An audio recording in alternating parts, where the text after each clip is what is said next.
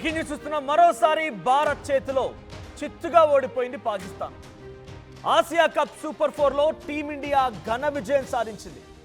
వరుస ఓటములతో పాక్ జట్టుపై ఫుల్గా ట్రోలింగ్ మొదలైంది. సొంత ఆటగాళ్లపైన నిప్పులు చెరుగుతున్నారు పాకిస్తానీలు. మీరేం ఆటగాళ్ళరా అంటూ వారిపైన ఆగ్రహం వెళ్లగక్కుతున్నారు. ఎటు చూసినా కూడా పాకిస్తాన్కి తలవంపులు తప్పడం లేదు. పాకిస్తాన్ వాళ్ళకి అసలు పరువు ఎక్కడిది, పరువు పోవడానికి కానీ. సో పరువు పోయినట్టుగానే అక్కడి లోకల్ పబ్లిక్ కూడా, పాకిస్తానీ స్థానికులు, పాకిస్తానీ దేశస్తులు కూడా భావిస్తున్నారట. మీరేం ఆటగాళ్ళరా అంటూ పాక్ ప్రజలు మండిపడుతున్నారు. భారత్పై ఒక్క మ్యాచ్ కూడా గెలవకుండా ఏ మొహం పెట్టుకొని మళ్ళీ వస్తారంటూ సీరియస్ అవుతున్నారు.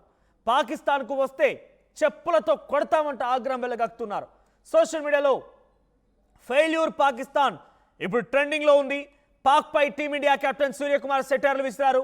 ఇకపై పాకిస్తాన్ మాకు ప్రత్యర్థి కాదు అన్నారు సూర్యకుమార్. ప్రత్యర్థి అని పిలిచే స్థాయిలో పాకిస్తాన్కు లేనే లేదన్నారు.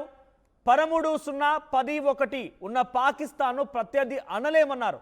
సో 13-0-10-1 తేడాతో పాకిస్తాన్తో మేము ఎలా పోల్చుకోగలుగుతామని చెప్పి ఆయన అంటున్నారు. రైట్, ఒకసారి సూర్యకుమార్ యాదవ్ కూడా మాట్లాడుకొచ్చారు. ఆయన ఏం మాట్లాడారో చూద్దాం. सर मैं एक्चुअली ये क्वेश्चन के ऊपर एक चीज़ बोलना चाहूँगा. मुझे ऐसा लगता है कि आप लोगों को ये क्वेश्चन पूछने बंद कर देना चाहिए अभी राइवलरी के ऊपर, बिकॉज राइवलरी नहीं, मैंने तो स्टैंडर्ड पूछा. स्टैंडर्ड राइवलरी एक ही बात है सर. कोई टीम अच्छा क्रिकेट खेले नहीं खेले, मेरे हिसाब से अगर दो टीमें 15-20 मैच खेल रही हैं और उसमें अगर 7 ऑल है या 8-7 से कोई आगे चल रहा है तो उसको अच्छा क्रिकेट खेलना बोलते हैं और उसको राइवलरी बोलते हैं. 13-0 10-1 मुझे पता नहीं क्या स्टैट है, but this is not a rivalry anymore. But yeah, I feel we played better cricket than them between 7-15 and also from bowling point of view. Right, ఇది కెప్టెన్ సూర్యకుమార్ యాదవ్ మాట్లాడుతున్న మాటలు. ఆయన ఏమంటున్నారంటే 13 మ్యాచ్లు ఆడితే 0 వాళ్ళు, 13 మేము గెలిచాం. 10 మ్యాచ్లు ఆడితే వాళ్ళు 1 మేము 9 గెలిచాం.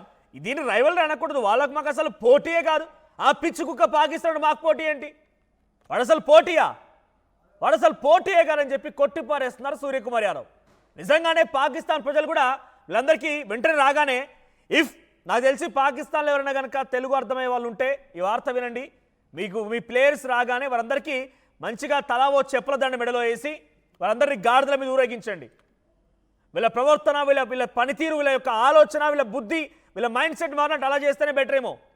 ఇక్కడ తప్పు చేసే వాళ్ళని కొన్ని చోట్ల ఈ రకంగానే ఊరేగిస్తూ ఉంటారు. వాళ్ళు తప్పు తెలుసుకోవడం కోసం మాత్రమే.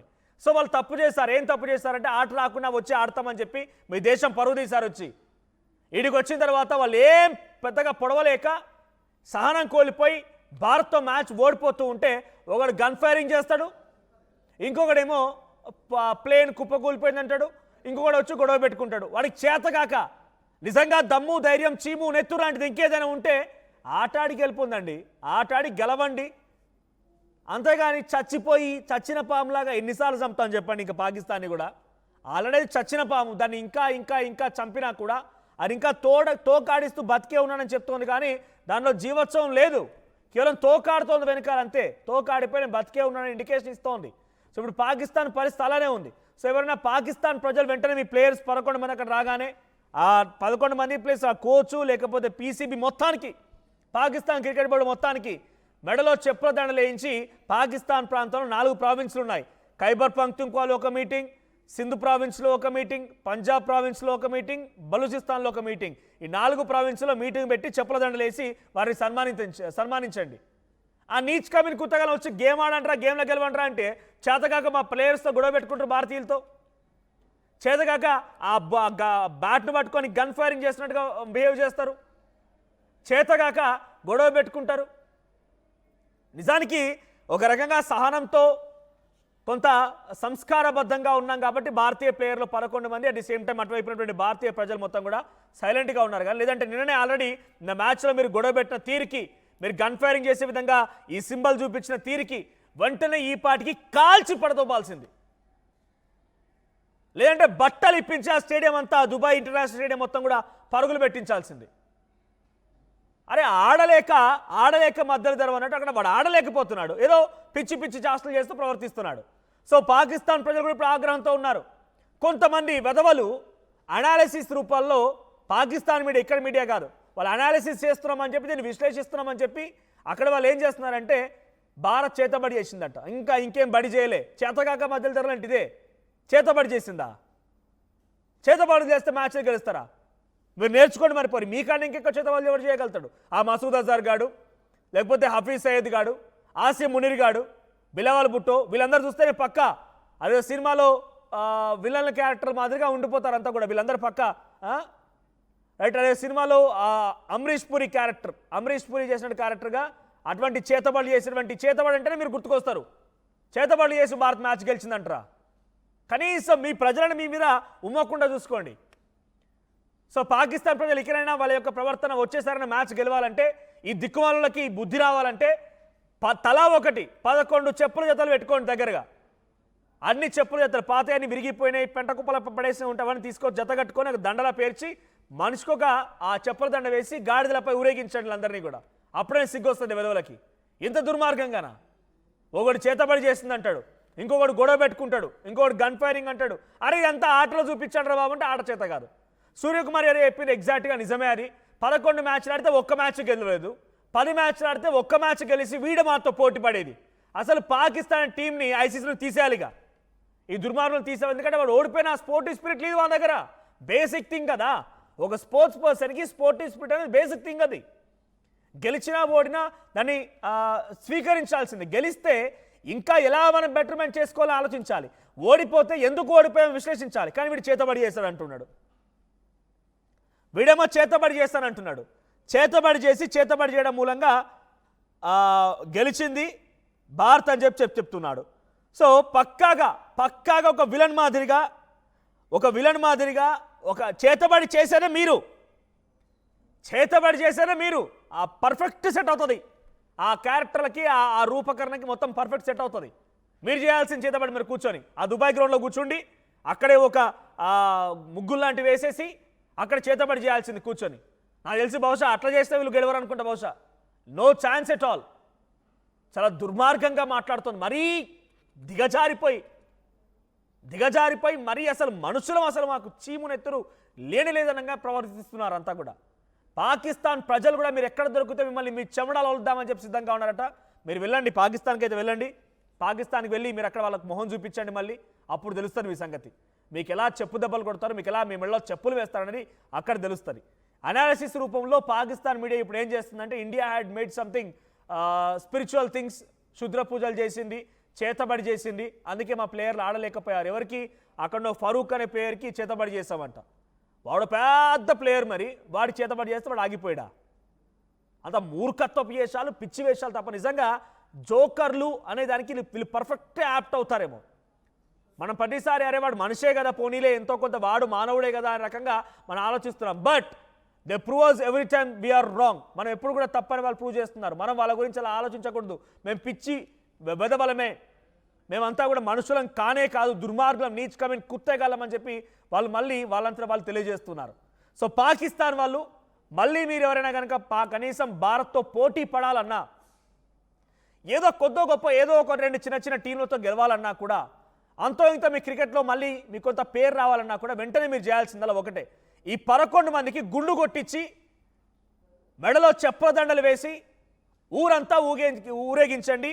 4 ప్రావిన్సుల Khyber Pakhtunkhwa, Sindhu province, Punjab province and Balochistan 4 ప్రావిన్సులో ఘనమైన మీటింగ్లు పెట్టి దూరం నుంచి కోడిగుడ్లు తర్వాత టమాటాలతో విసిరండి. అప్పుడు వాళ్ళకి మేము చేసిన చేతబడి ఏదైతే ఉందో, మేము చేసాను చేతబడి అంటున్నారు కాబట్టి, భారతీయులు చేతబడి చేశారంటున్నారు కాబట్టి, ఒక మాట మీరనే మాట మీకు నిజమైతే మీకు పరిష్కార మార్గం చెప్తున్నా. ఈ చేతబడి వాళ్ళ ఉన్నటువంటి చేతబడి పోవాలంటే 11 మందికి గుండ్లు కొట్టించి మెడలో చెప్పుల దండలు వేసి ఈ 4 ప్రావిన్సుల్లో వాళ్ళందరినీ ఒక్కో దగ్గర సభలు నిలబెట్టి మీరు కోడిగుడ్లు టమాటాలతో కొట్టి అప్పుడు వాళ్ళ చేతబడి తగ్గుద్ది. అప్పుడు వాళ్ళు నెక్స్ట్ మ్యాచ్కైనా కొంచెం సిద్ధంగా ఉంటారు. లేదంటే ఈ చేతబడి కంటిన్యూ అయితే ఇంకా వాళ్ళని చచ్చిపోతారు. ఇక వాళ్ళకి మరణం దగ్గర పడింది. ఇక చేతబడి కంటిన్యూ అయితే ఇంత మూర్ఖంగానే వ్యవహరించేది. పాకిస్తాన్ ప్రజలను అంగీకరించడం లేదు. ఈ మాటలు వాళ్ళు చెప్పేటువంటి అసమర్థమైనటువంటి మాటలు పాకిస్తాన్ ప్రజలను అంగీకరించడం లేదు. ఇంత దుర్మార్గంగానే మాట్లాడేది. సో ఒకసారి మీరు కామెంట్ చేయండి, మీ కామెంట్స్ నేను చదివే ప్రయత్నం చేస్తాను. సో పాకిస్తాన్ క్రికెటర్లతో చెప్పులతో కొట్టాల్సిందేనా అంటే 92% మంది కొట్టాలంటారు. కొంతమంది ఉగ్రవాదులు ఇక్కడ కూడా ఉన్నారు కాబట్టి నేను మళ్ళీ చెప్తున్నా, మన భారతదేశంలో కొంతమంది ఉగ్రవాదులు ఉన్నారు కాబట్టి 8% మంది తెలుగు వాళ్ళలో ఉన్నారు కాబట్టి వాళ్ళు కొట్టొద్దు అని చెప్పి 8% మంది చెప్తున్నారు. ఒకసారి ఆ ఫొటోస్ ప్లే చేయండి. అక్కడ వాడు చూడండి, వాడు గన్ ఫైరింగ్ చేసినట్టుగా బ్యాట్ చూపిస్తున్నాడు డగౌట్ వైపుగా. మన భారతీయ క్రికెట్లు అక్కడ కూర్చోంటే వాళ్ళ వైపుగా చూపిస్తూ గన్ ఫైరింగ్ చేస్తున్నాడు. వాడు చెప్పుతో కొట్టొద్దా? తర్వాత ఇంకో చోట వాడు గొడవ పెట్టుకున్నాడు, వాడిని కొట్టొద్దా? ఇంకో చోట ప్లేన్ ఎగిరిపోయింది, కింద పడిపోయింది, కుప్పకూలిపోయింది, వాడిని కొట్టొద్దా చెప్పులతో? సో పాకిస్తాన్ మీడియా కూడా ఏం చెప్తుందంటే మనం చేతబడి చేశామంట వాళ్ళకి, మనం చేతబడి చేయడం మూలంగానే పాకిస్తాన్ ప్లేయర్లు ఆడకుండా ఓడిపోయారట. సో నేను పరిష్కార మార్గం చెప్తున్నాను వాళ్ళకి. పాకిస్తాన్ క్రికెట్ బోర్డ్ మీకు ఒక చేతబడికి పరిష్కార మార్గం నేను చెప్తున్నాను. ఈ 11 మంది ప్లేయర్లకు అవసరమైతే పాకిస్తాన్ క్రికెట్ బోర్డు చైర్మన్ గారు వాడేవాడనున్నా కూడా, ఎందుకంటే వాడే మూలం కాబట్టి వీళ్ళందరికీ ఎవరైతే క్రికెట్ ఆడాలి దేశ విదేశాలు అనుకుంటున్నారో అందరికీ నీట్గా గుండు కొట్టించి మెడలో చెప్పుల దండలు వేసి గాడిదల మీద ఈ 4 ప్రావిన్సుల్లో మీటింగులు పెట్టి వాళ్ళందరినీ కోడిగుడ్లతో అంటే సేమ్ టమాటాలతో కొట్టండి, వాళ్ళ పరిష్కారం అయిపోయింది. వాళ్ళ మీద చేతబడి ఏం లేకుండా వాళ్ళ మీటువంటి మాయాలు మంత్రాలు మొత్తం పారిపోతాయి. ఏ చేతబడి పనిచేయదు.